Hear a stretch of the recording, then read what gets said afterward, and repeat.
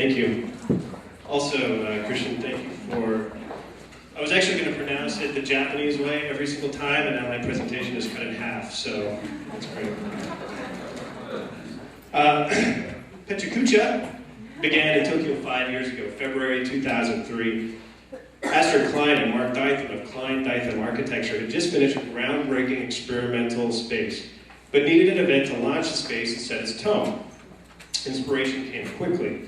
Weary of overworn presentations, but still hungry for intellectual interaction, the two decided to build an event around a simple concept.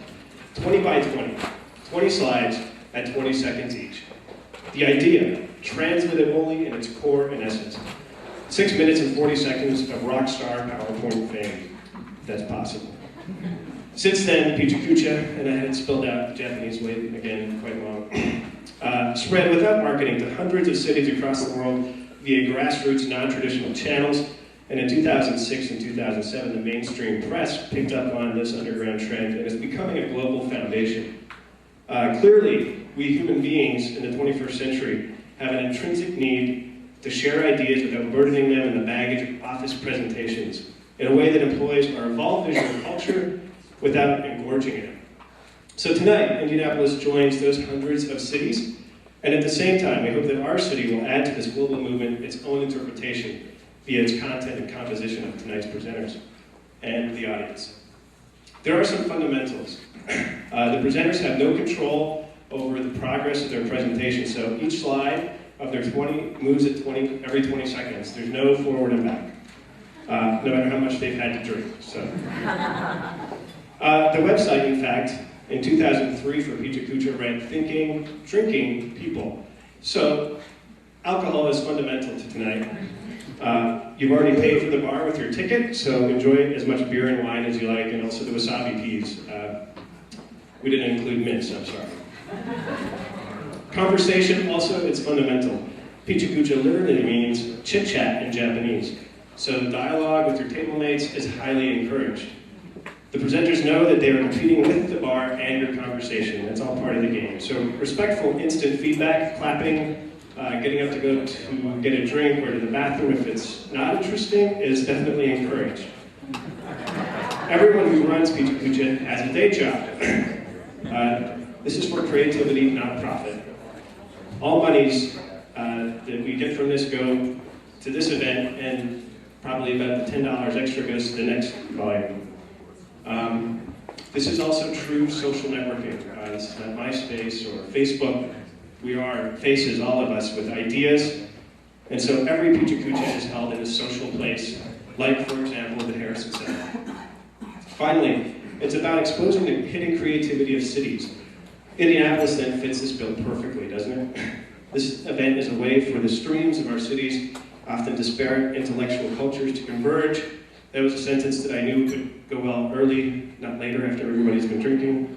And converge in an event that is stimulating, energetic, and really and truly interactive. We're all people with ideas, so I hope that you'll share them around the table tonight. Please enjoy it, thank you. And here's Nathan Sinsabalo.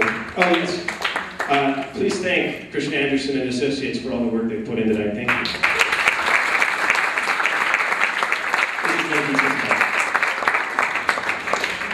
All right. Hopefully we'll have everyone from Kristian Andersen and Associates up here on the mic at some point tonight. I'm going to tell you a little bit about how this is going to go down. We have divided our 11 presenters into 3 groups. So we've got 4 in the first 2 and 3 in the final group. Before each group, I'm going to go ahead and introduce by name our presenters, and I'm going to read a quick little bio they provided, and then also give you at least a title, if not a little more info about what they'll be presenting on. And that'll help presentation go a little more smoothly. So I'm going to introduce Group 1, and we're going to get started. Our presenters for Group 1 include Jim Walker. Jim Walker has been a writer, an artist, and a photographer. He started Big Car Gallery in Times Square with some friends. You may have heard of it. He loves donuts. You may have heard of those as well. Other than donuts, he also likes things that are different, not just different to be different, but accidentally, beautifully different. And that is what Jim will be presenting about in a few seconds. We also have Bill Brown. William A. Brown Jr., aka Bill Brown, is the founder and principal architect of Ratio Architects located here in Indy.